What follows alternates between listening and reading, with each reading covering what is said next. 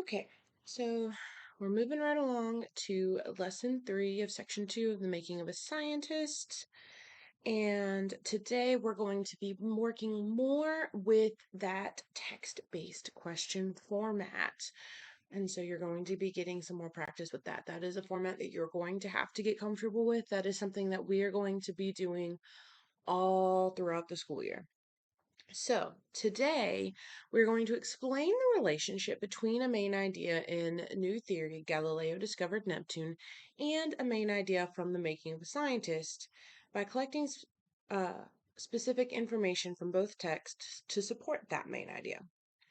And again, all of this is building up to this culminating writing task, which asks us, how does the process of scientific inquiry lead to the development of advanced technology? So, how do scientists asking those scientific questions lead to the development of advanced technology? Okay, so here I have a statement.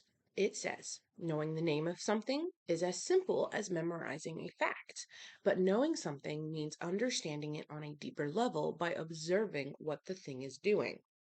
Now, of the 3 people we've read about so far, Richard Feynman, Galileo, and Isaac Newton, who do you think would agree with this the most?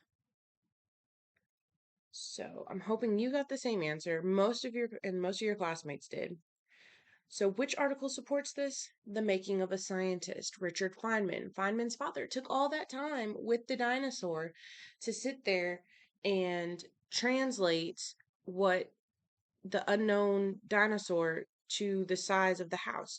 He also made that whole lesson with the bird. He said that you could know the name of the bird, but that doesn't mean you're going to know anything about the bird.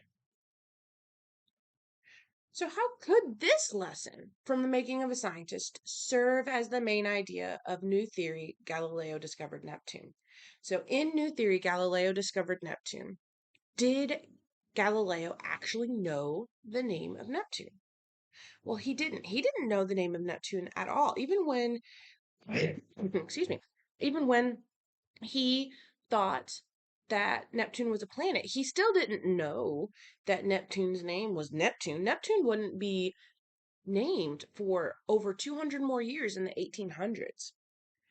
But Galileo still understood that Neptune was a planet. He still knew that Neptune was a planet based on the way that it moved, based on his observations of it.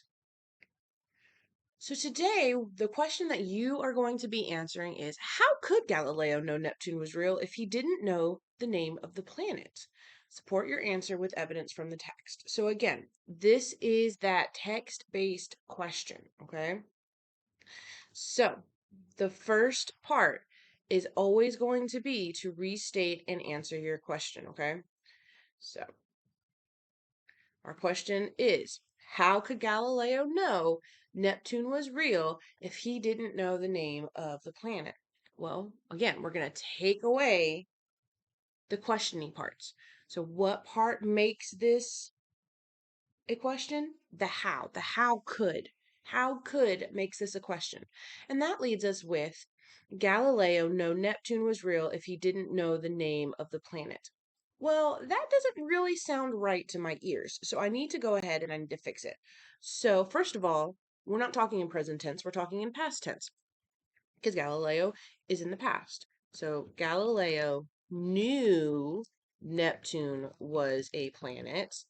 Well, we can't just change everything to new because then it goes Galileo knew Neptune was real if he didn't knew the name of the planet. So that doesn't really make sense either. And I need to fix my wording a little bit. So Galileo knew Neptune was real, even though he didn't know the name of the planet because, and you need to fill in that answer. Okay.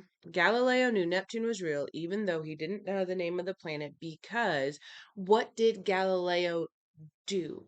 He made those observations. He watched the way that it moved. Okay. So then you need to go in and you need to fill in your text evidence. In paragraph blank, comma, it says, comma, and then you need to fill in that text-based evidence, okay? Look for the part where Galileo was making observations. Look for the part where it talks about Galileo knowing that Neptune was moving like a planet. It would be in the section called the notebook, okay?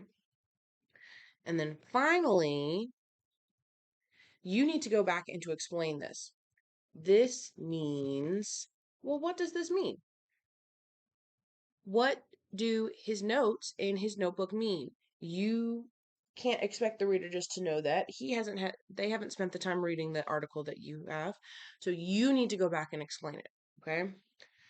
So once again, what you're going to do, if you need to, go ahead and pause this video so you can get this down, but I want you to take away these ellipses and this line, and I want you to fill in my blanks, okay? You need to fill in the blanks because you are going to have to do this by yourself in just a couple of lessons, okay? So go ahead and get to work, and I will see you soon. Miss you, buddy.